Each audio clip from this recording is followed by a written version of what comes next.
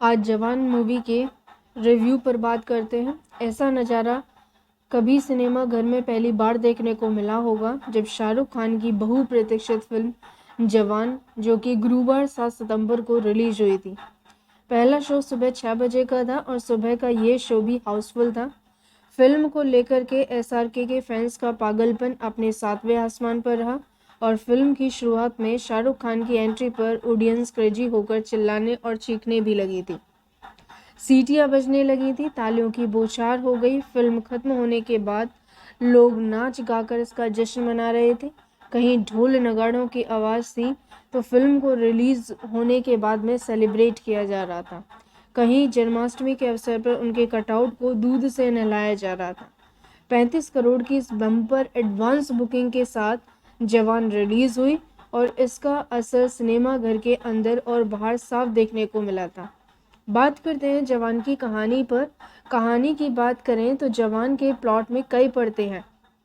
Film की शुरुआत Mumbai metro के हाईजैक से हुई थी, जहां आज़ाद, जो कि किरदार शाहरुख खान ने निभाया है, वेश बदलकर अपनी गर्ल गैंग लक्ष्मी, जो कि प्रियामणि है, और ईरम सान्या मल्होत्रा, हेलेना संजीता भट्टाचार्य और आलिया कुरैशी लहर खान के साथ मिलकर ये काम करते हैं। इस गर्ल गैंग की सभी लड़कियों का एक दर्दनाक अतीत रहा, जिसके कारण ही वे आज़ाद के साथ देने के लिए राजी हो जाती हैं। और शुरू में विलन दिखने वाले आज़ाद यानी शाहरुख खान असल में रॉबिन हुड होते हैं, जो काली करतूतें करने वाले सफ़ेदपोश बिजनेसमैन काली गायकवाड़, जिसकी प्रस्तुति विजय सेतुपति ने की है, से फिरौती की एक मोटी रकम लेते हैं और उसे कर्ज में डूबे हुए उन किसानों के बैंक अकाउंट में जमा करा देते हैं। ये किसान बैंक के कर्ज के बोझ तले दबकर आत्महत्या को मजबूर हो चुके थे। काली को ये पैसे इसलिए भी देने पड़ते हैं क्योंकि उसे मेट्रो में उसकी बेटी भी थी। सिस्टम के मारे लाचार और पीड़ित आम जनता का मसीहा, जो कि आज़ाद यानी शाहरुख खान यहाँ तक नहीं रुके थे। वह अपनी जाबांज लड़कियों की टोली के साथ हेल्थ मिनिस्टर को अगवा करके सरकारी अस्पतालों में चल रहे करप्शन और दुर्दशा का भंडाफोड़ करते हैं और महज 5 घंटे में उसमें सुधरवाता भी है। आज़ाद की असलियत का पता लगाकर उसे गिरफ्तार करने के लिए पुलिस चीफ नर्मदा, जो कि नयनतारा हैं, को अपॉइंट किया जाता है। उसके बाद नर्मतारा जिस आज़ाद को पकड़ने के लिए जी जान लगा रही थी, वहीं उससे शादी करके उसकी बेटी को अपनाने की पहल करती हैं। एन शादी के दिन नर्मदा को आज़ाद की असलियत पता चलती है। आज़ाद की अपनी बैक स्टोरी भी है। वे सेना में स्पेशल टास्क की जिम्मेदारी निभाने वाले बहादुर देशभक्त विक्रम राठौड़ के बेटे भी हैं। 30 साल पहले जब विक्रम ने एक मिशन के दौरान बिजनेसमैन काली के वेपन घोटाले की पोल खोली थी, तब काली विक्रम को देशद्रोही साबित करके मौत के घाट उतार दिया गया था। विक्रम की पत्नी ऐश्वर्या हैं। ऐश्वर्या का रोल यहाँ दीपिका पादुकोण ने निभाया। इनको फांसी दे दी जाती है, मगर विक्रम मौत के मुंह से बच तो आते हैं, उसकी याददाश्त जा चुकी होती है। ऐश्वर्या अपने 5 साल के बेटे आज़ाद को मरते समय बता देती है कि उसका पिता विक्रम देशद्रोही नहीं बल्कि एक सच्चे देशभक्त थे।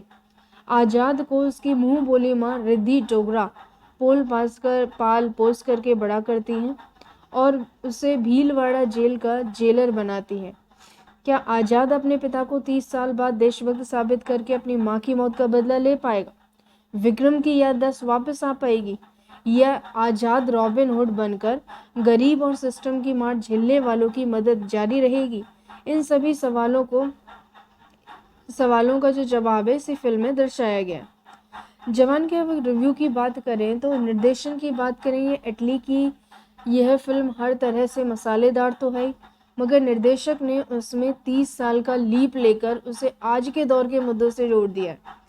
किसानों की दुर्दशा और आत्महत्या का जो मुद्दा है, और फिर सरकारी अस्पतालों की बदहाली, आम आदमी इस सिस्टम के कुचक्र में कैसे फंसता जाता है, इसे एटली ने एक्शन इमोशन के साथ बताया है। फिल्म में 2 कहानियां समान ढंग से चलती हैं, जिसमें शाहरुख और नयनतारा वर्तमान में हैं और शाहरुख और दीपिका अतीत में रहते हैं। जबकि एटली की फिल्म में कई टर्न और ट्विस्ट भी आते हैं।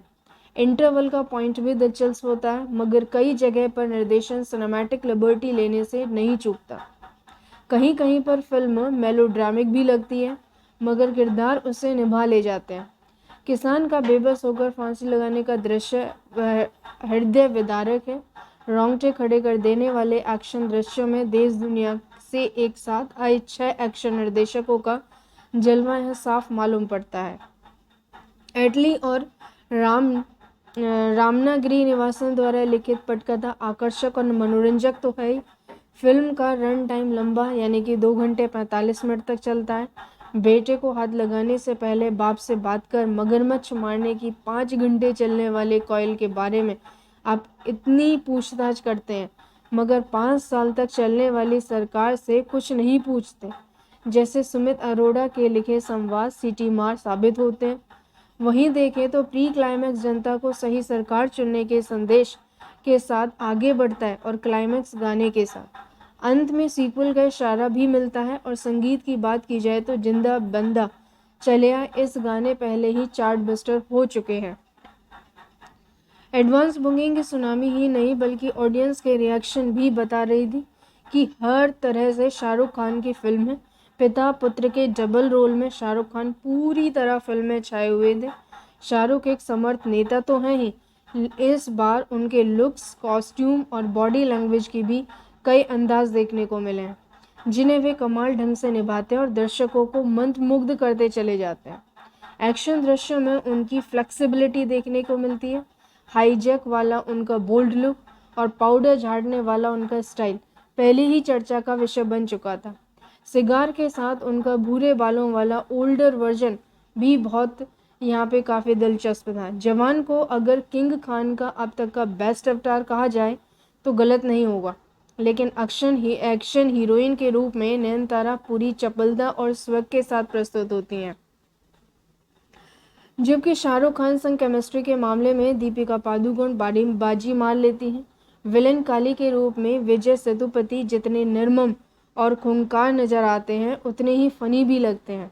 वे लगातार विलेन और हीरो की लड़ाई को जारी रखते हैं। स्पेशल अपीयरेंस में ऐश्वर्या की भूमिका में दीपिका पादुकोण फिल्म में 4 चांद लगा देती हैं। वहीं सान्या मल्होत्रा की बात करें और प्रियामणि अपनी छोटी छोटी भूमिकाओं में भी अपनी छाप छोड़ने में कामयाब रही। अजाज खान, सुनील ग्रोवर और रिद्धि डिग्रा जमे हुए हैं। गर्ल गैंग के रूप में सपोर्टिंग कास्ट भी अच्छी थी। शाहरुख खान के अगर आप बेस्ट अवतार और मनोरंजन के साथ मुद्दों के शौकीन हैं तो ये फिल्म जरूर देखें।